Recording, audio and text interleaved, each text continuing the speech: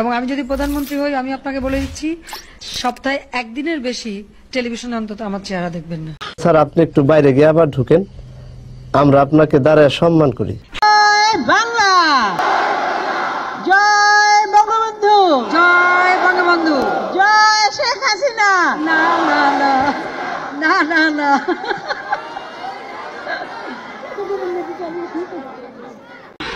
এই mobile phone কে দিয়েছে?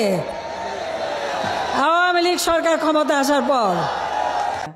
বর্ষাকালে খুব স্বাভাবিক, বর্ষাকালে তো আর কাঁচা মরিচের খেতে কিন্তু কেউ মরিচ তুলতে যেতে পারে না। সবাইকে আহ্বান করবো এখন থেকে কাঁচা মরিচ কিনে রোদে শুকায় রেখে দেন। রতনে রতন চেনে শিয়ালে চেনে কচু। কি বললা? তুমি কি বললা? রতনে রতন চেনে শিয়ালে চেনে কচু। আমার ছেলে বউ ইহুদি না, হ্যাঁ সে খ্রিস্টান। খ্রিস্টান আমাদের আহলে কিতাব। তোর ছেলে হয়েছে নাম কি?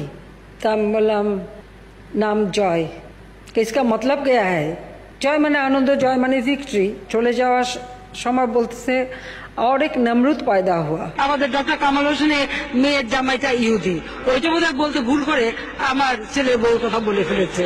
খালেদা জিয়া কি করেছিল জানি না। আপনি বলুন কি করেছিল? মুরগির উপরেও বোমা মেরেছে। বিএনপি যদি বেশি বাড়াবাড়ি করলে আবার জেলে পাঠিয়ে দেবো। শেখ হাসিনার মাথায় সমস্যা আছে, তার মানে সে পুরোপুরি পাগল না, তার মাথায় কিছু সমস্যা হয়, তার মাথায় সমস্যা হইলে একটু উল্টাপাল্টা কথা বলে। আমি আপনাদের এলাকার পুত্রবধূ, কি ভাই এক হাত ভোট মুই পাবো না, ঢুকিয়ে দেব। বলেন কি? হযরত শেখ হাসিনা সরকার, যার বেহেশতে যাওয়ার অধিকার আছে, তার কারণ পৃথিবীতে একটি মাত্র সরকার সারা পৃথিবীর ভিতরে সবচাইতে বেশি উন্নয়ন সাধন করেছে শেখ হাসিনা সরকার।